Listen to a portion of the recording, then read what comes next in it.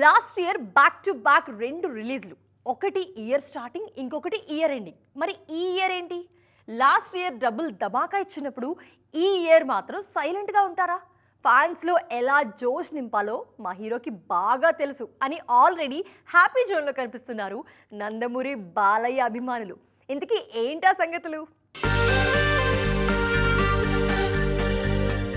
పండగంటే Balayya cinema ఉండాల్సిందే అన్నట్టుంది నందమూరి అభిమానుల thought process. Last year Daaku మహారాజ్తో పలకరించిన బాలయ్య ఈ ఏడాది సంక్రాంతికి హాజరు కాలేదు.